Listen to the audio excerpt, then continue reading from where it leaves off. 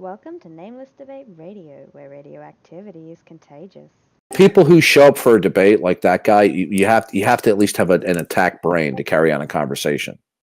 All right, in sync. Yep. So I had a couple of questions. I didn't really understand what you were saying about truth and God. Are you saying that they're the same thing fundamentally? Truth is that which conforms to the mind of God. If it doesn't conform to the mind of God, it's not true. Okay, I accept that, but like, if everything that exists by definition conforms to the mind of God, then isn't God just made up of truth? No.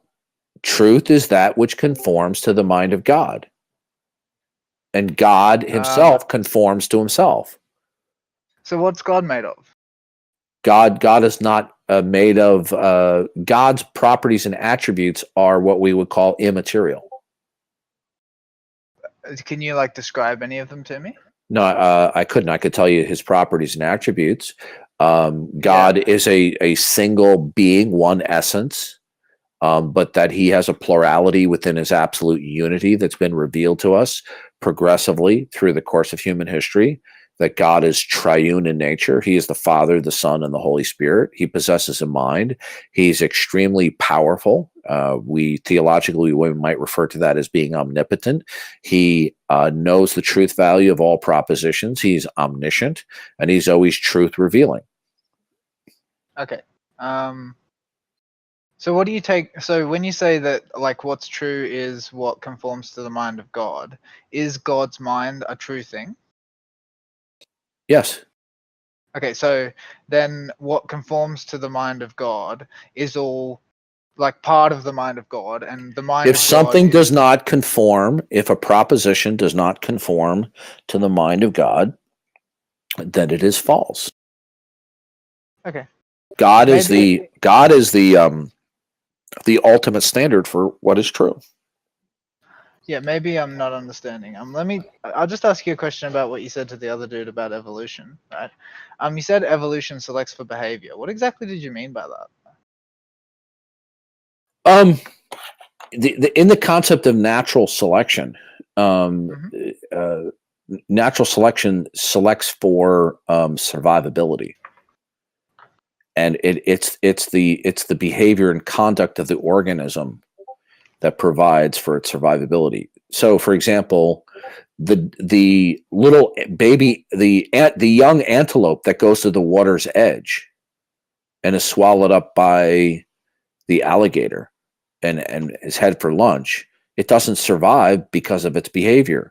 And if it sees motion in the water and it darts away, because it doesn't matter what's going on inside of its gray matter. As long as the behavior goes away from a predator, then it survives to live to produce another day. For sure, yeah. It doesn't matter whether the so-called cognition, even at its most primitive level, if you will, is deemed to be correct or not. Yeah, for sure. I definitely agree with that. Right? It's like it's to some degree, it's about like structural consistency, whether or not the subject has any idea what they evolution doesn't select for truth. But you see, here's an even greater problem. There's no basis for evolution, because in order for there to be evolution, there has to be the framework of causality and laws of nature, but that cannot be accounted for. All right, that's fair. But like, wouldn't you say that, like, do you know much about neural networks? Get to your point, please.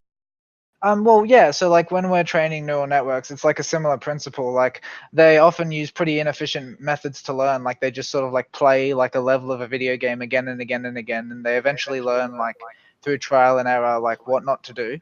And so like they sort of get better at it. Well, and what we call that is, so these are things that are going by laws of nature, then. Like what we're trying to like get our how do you know all these events aren't just sporadically and spontaneous occurring? I mean, I don't know that. I'm just like going off what I. Okay, well then you're okay. Good. So then you're asserting that one thing is the case and not another. So you don't know that. Like I'm just going off what I have like read about it in the relevant literature. That's all. Okay, good. So you imagine that. Well, look, can I just ask my question? Like, I think what they call it in that context is they say that like the neural network selects for fitness, right? Do you know what I mean by that? What is fitness is survivability. Yeah, correct. Yeah, but we have like a technical word for it, which is fitness. Yeah, fitness means what survives survives. Yeah, for sure. And don't you think that sometimes good cognition can attribute to fitness? It might, but ultimately, in an evolutionary perspective, it only survives for it only selects for the action, whether or not the action was predicated upon by correct or incorrect cognition. It makes no difference whether the cognition was correct or incorrect, as long as depending on the action. If the action causes it to survive, it's preserved. But you see, you can't even account for that. Because in order to talk about that, you have to be in a world where there are causal relations and connections. Does such a world exist? Oh, I think it does. Yeah, I'm pretty certain of it. No, I didn't ask you what you think. I said, does it exist? I said I'm pretty certain of it. Good. Tell me how you know there are causal connections. Well, because of the God of the Bible, right? Well, you're not a Christian. How would you know? I was brought up Christian. No, because you told me in previous conversations you weren't. No, I'm a bit confused about what I think. I definitely believe No, that there is dude, listen to me. If you're gonna bullshit me and lie about your previous I'm not conversation, lying. good. You told me you weren't. You told me that you were not a Christian. Yeah, but your argument has been convincing me. That's why I want to talk to you again. Okay, no. Listen to me. Listen. I don't put up with people bullshitting me. Okay. Either you become a Christian or you haven't. When did you become a Christian? I'm not sure if I'm Christian. Your argument has started to convince me. No, you're not. No, Right? no. Like You're the either. argument. Look. Did you Like did you come? Have you accepted Jesus Christ as your Lord and Savior? Have you realized that you're under the wrath of God? I definitely realized that if it wasn't for the mind of God and like the laws of logic, I wouldn't be able to recognize the world intelligibly, right? Like I recognize Which God? Well, the God of the Bible, from what I can tell, because Okay. the God of the Bible. Do you accept? Like this is what. Do you accept the Bible as the infallible and inerrant Word of God? I think so. Like this is why I was asking you, like, what like is the difference between God and truth? Because I know that the God of the Bible specifically focuses on truth, and I think that that's like a really, like that's a telling thing, right? Because the other religions don't. Yeah, Focus Jesus on truth said, so "I am much. the way, the truth, and the life." Jesus said of Sure. himself that he is the truth. Yeah, look, I understand that. I'm just trying to understand the specifics, right? So could you tell me like what's the difference between God and the laws of logic? The laws of logic are abstractions about the nature of the external physical world, and that they conform to certain abstractions. But the only reason why they conform that way is because God is the creator and sustainer of them. Okay, so are they the are they the subjective abstraction, or are they the thing that God No, wants to place? all entities equal themselves and cannot equal their negations in any given Yeah, I time accept that. index, because God is the creator and sustainer, and because he himself is self-identical. Okay. God cannot exude Yeah. things that are contradictory. And since he's the creator and sustainer of all things, that's why we have a law of identity and non-contradiction, because Okay. it's because of God's eternal nature and character.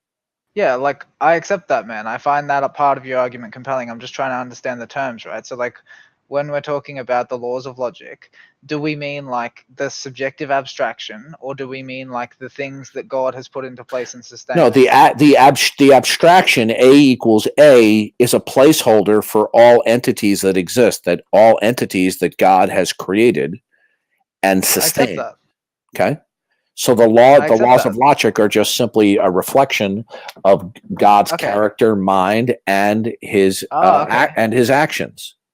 So you're saying that like when we like come up with the subjective abstraction of the laws of logic, what we're doing is we're reflecting the nature of God's mind. Is that accurate? We're reflecting the character and nature of God. Isn't that what I said? The reason why everything is self-identical and it cannot equal its negation in any time index is because it's created and sustained by God. I feel like that's what I said.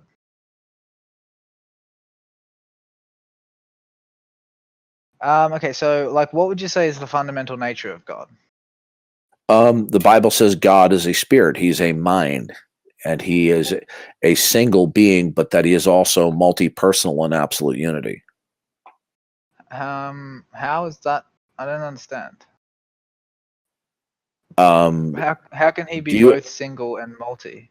Oh, okay. Is a cube single and multi? I'm not sure what you mean. Does a cube have 3 dimensions? Yeah. Okay. Is it 3 things? No, but Is there unity and plurality within a cube?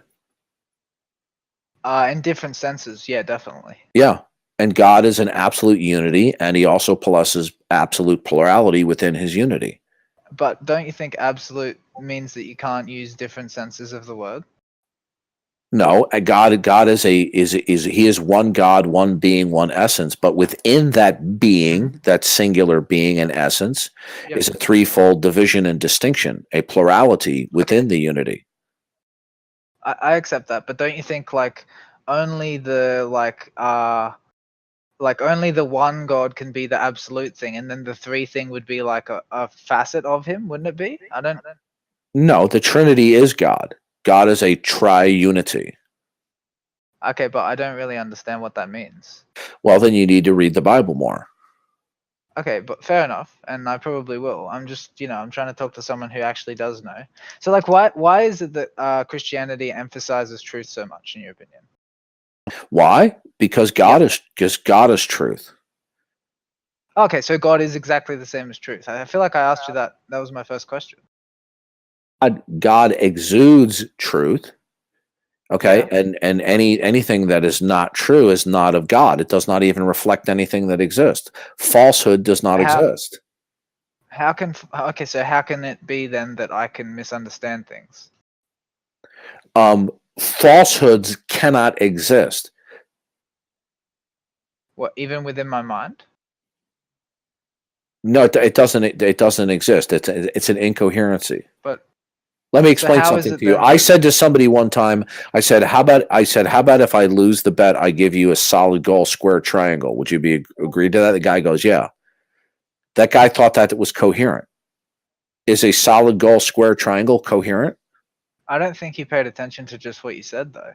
Is a solid gold square triangle coherent? Of course not, but don't you think he focused on the solid gold bit?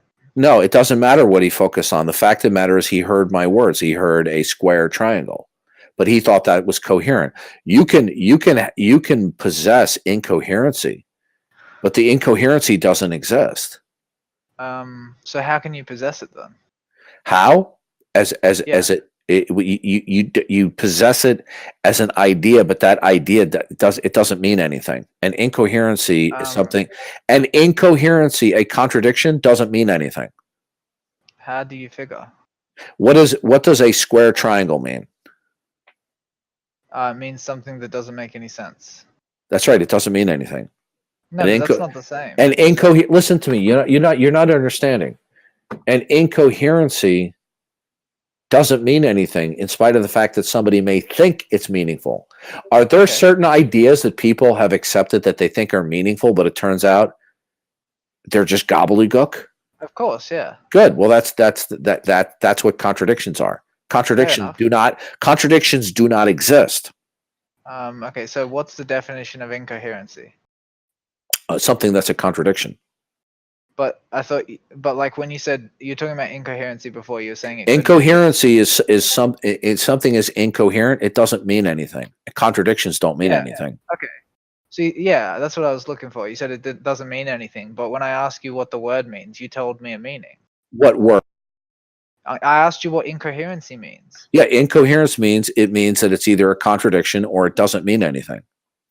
Okay, but when you say incoherency means that it does not have a meaning, that's a contradiction right there. No, that's not. That's incorrect. That's not a contradiction. If I say something is incoherent, if I said to you that my dog is in the backyard, and at the same time, in the same sense, my dog is not in the backyard, that's incoherent. It doesn't mean anything. Yeah. I mean, it means something about your dog, even if it doesn't make any sense. No, it doesn't mean. No, it doesn't mean anything at all. What? Okay. The word dog means something.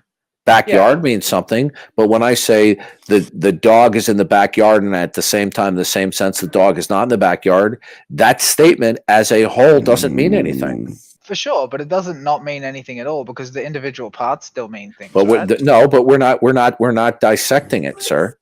I have to Well, understand. here's the problem. You see, the dog in the first part cannot be disconnected from the dog in the second part.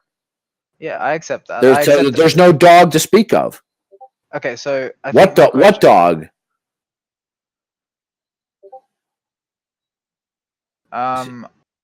I think my question was like, if you say that incoherency means something that doesn't mean anything. Incoherency is a conceptualization or an abstraction that does not reflect the mind of God. Okay, I accept that. It doesn't makes mean more sense something. to me. That's If something is false, it does not exist. I accept that as well, but Good. when you use a word and then you say that the word does not mean anything, I'm not really sure how to follow that. No, I didn't. Listen, dude. This is why it's so difficulty talking with you. What? You're not understanding what I'm saying. I said I'm trying. the statement is incoherent. It doesn't mean anything. To say my dog is in the backyard and at the same time, in the same sense, my dog is not in the backyard, that collective statement doesn't mean anything. Okay, I accept What does dog and not dog mean? I accept that it's a contradiction. That doesn't mean anything. It's a contradiction. Dog means something, but I didn't say dog. I said the dog is in the backyard, and at the same time, in the same sense, the dog is not in the backyard. So dog is and dog is not. It doesn't mean anything. By what criteria do you decide that it doesn't mean anything? Is it why? By the revelation of God, because it doesn't conform to the mind of God. But how do you decide? Yes, anything that does not conform to the character and mind of God doesn't mean anything. I'm just trying to understand you. Do you mean that it's a contradiction with the mind of God? Anything that does not conform to the mind of God is a contradiction. Therefore, it's ultimately incoherent. Okay, but somebody listen to me. There are certain notions that people have that they think are coherent. But because of their lack of understanding or lack of examining the issue, they don't realize that it's an incoherency, that it doesn't mean anything at all. So is God self-contained? What does that mean? So you say that everything is contingent upon God, so is God contingent upon himself? No, I would no, that would be a that would be an incoherent statement. You can't be contingent upon yourself. Well, God is something, right? No, sir, listen to me. Contingent means to depend upon something independent of yourself. You can't be contingent upon yourself. That's a contradiction in terms. Yeah, he's correct. You can't be contingent on yourself. Contingency means that you have a dependence upon a precursor. Yeah, it means you're predicated on a thing that is in Christian theology. God is a se.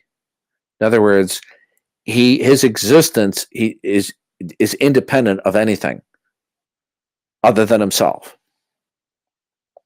Okay, so. And God is the only entity, creature, or being that is a se. I guess I'm not quite understanding still. Like when you say that, a contradiction is incoherent, right? I guess my question is, how do you recognize it to be a contradiction then? Why? Because how? I'll tell you why. It's because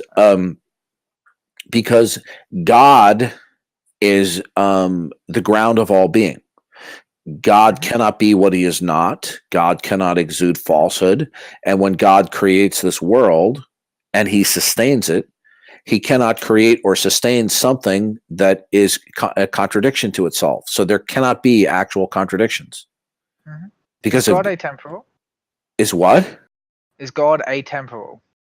Is God atemporal?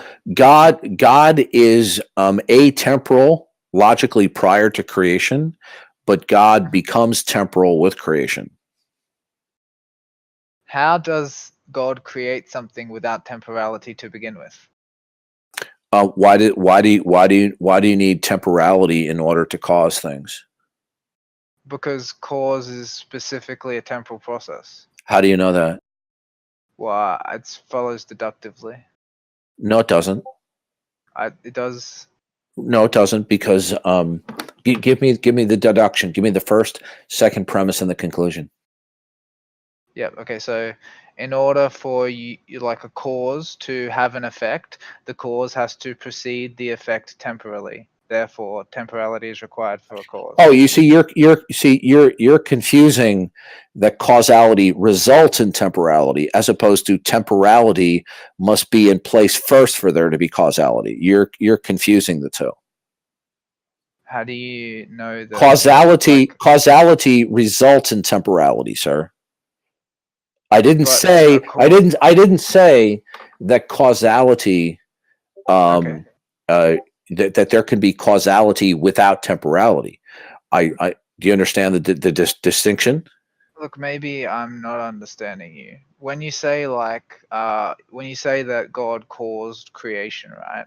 And that he didn't use time to do it, which one of Aristotle's four causes are you meaning? I don't know what you're referring to. Okay, so like I'm not really interested in Aristotle. I'm interested in what the Bible says. so have you ever heard of Spinoza? Yes. Yeah, so he believed in God. He thought that the entire universe was evidence for God. It's probably pretty commensurate with No, your view, right? Spinoza was a pantheist. Yeah, but he thought that the universe was evidence for God. Well, hold on a second.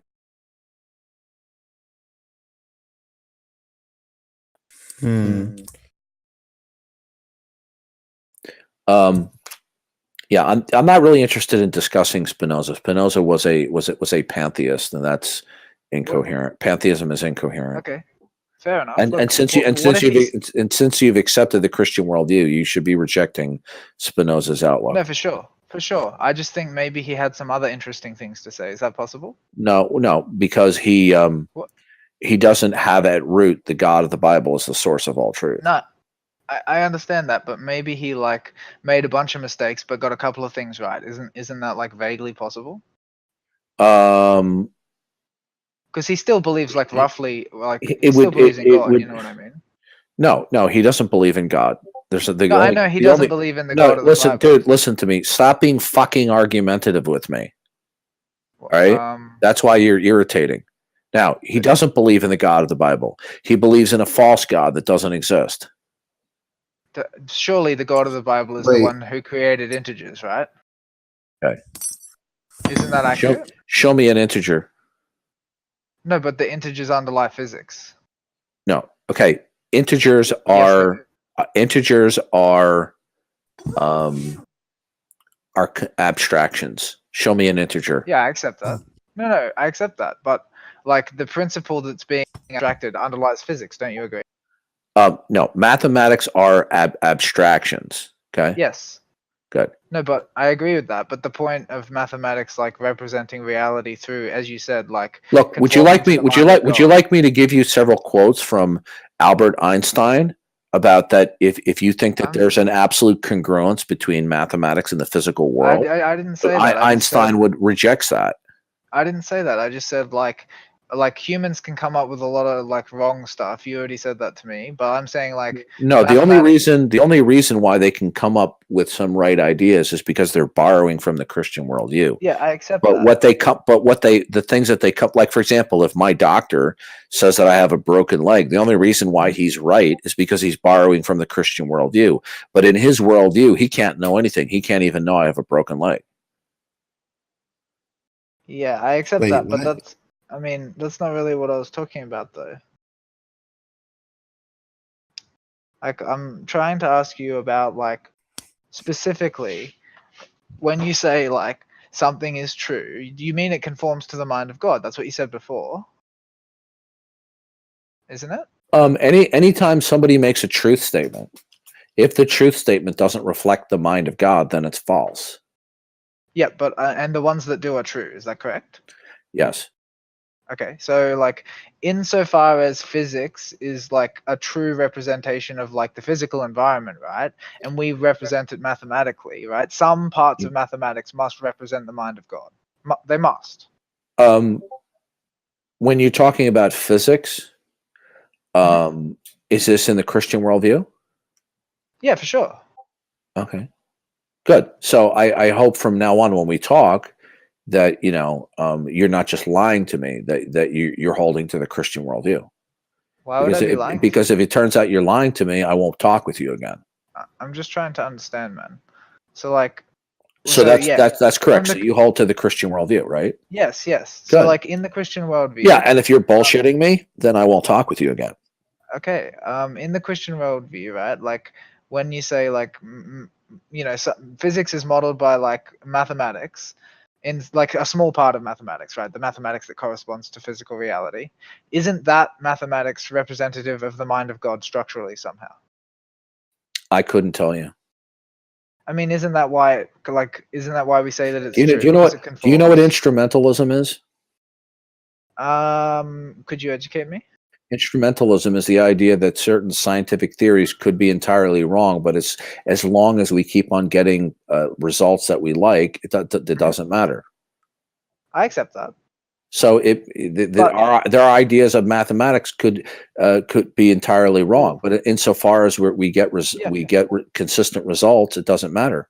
Mm-hmm. So like it sounded like that was the argument. Is there? Listen, dude, you're very irritating to talk to. Is there a central point that you want to get at instead of going down all of these extraneous rabbit trails?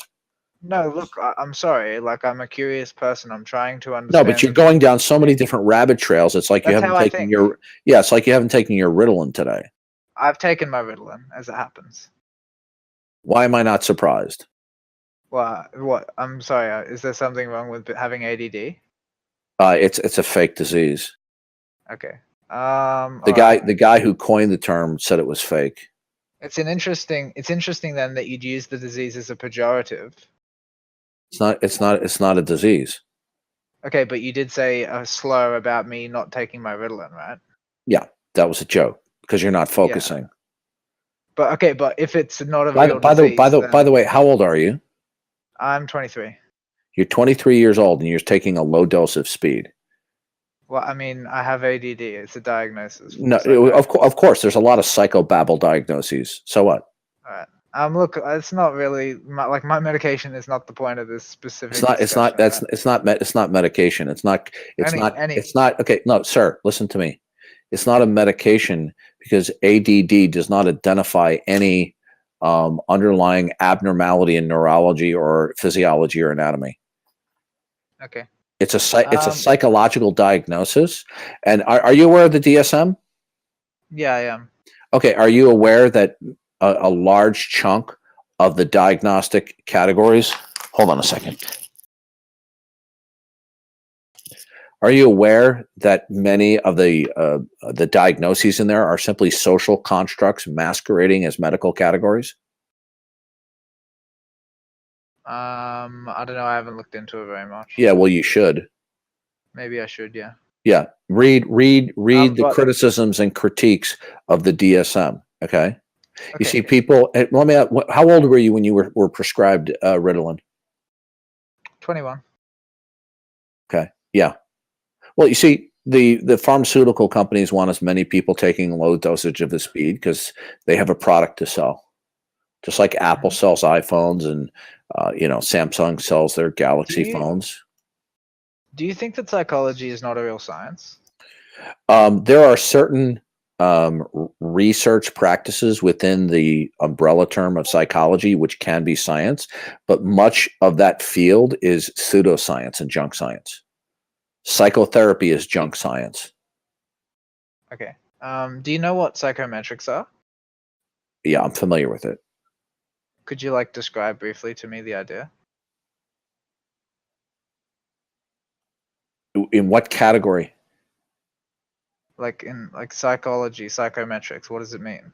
What are you referring to? The part of psychology called psychometrics. Yeah, what are you referring to? You talking about educational testing? Are you talking about personality profiles? No, I'm talking about the way that psychology is, the way that the methodology of science is applied to the field of psychology. That's what. Yeah, okay. You're 21. You've been duped. I'm 23. Okay? Yeah, you're 23. Okay, you've been duped into thinking that psychology as an umbrella term is science. It's not.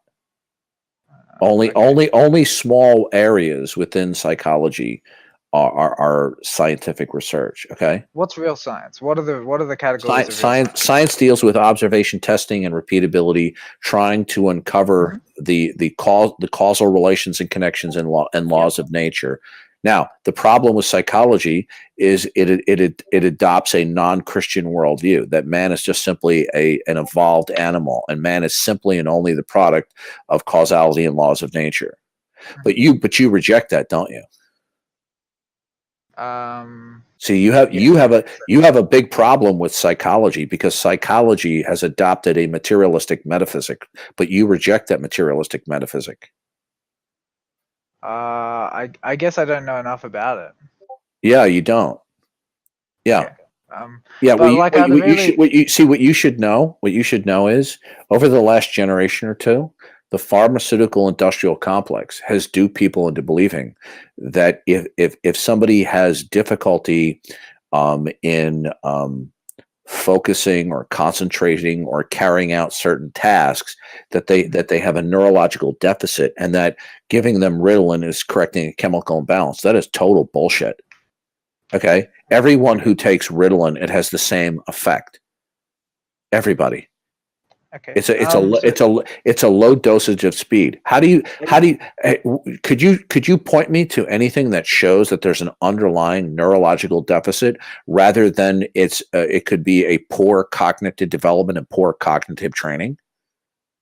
Do you usually debate pharmacology? Sometimes. I'd really like to stick to the thing that I wanted to learn from you. Yeah. Well, I gotta go. I got a phone call in. Oh, come on, man. I was like brutal. Someone doesn't like my questions. That was probably the most calm I've ever seen you debate. I know you're doing it on purpose. Guy's a fucking tool, man.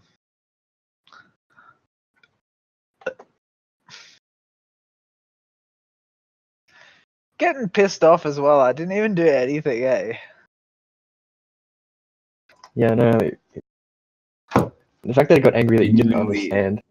Like, I'm genuinely not convinced of that person's merit. Yeah, I don't think he has merit, but people listen to him because he's a fucking dickhead. But like, even if he, it's not exactly right. merit though.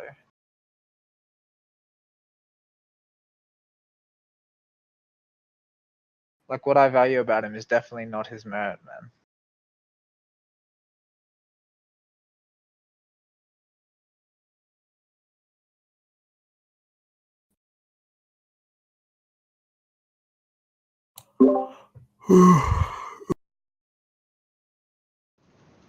Thank you for listening. Like, share, subscribe, and join us in the Nameless Debates Discord. We hope to see you there.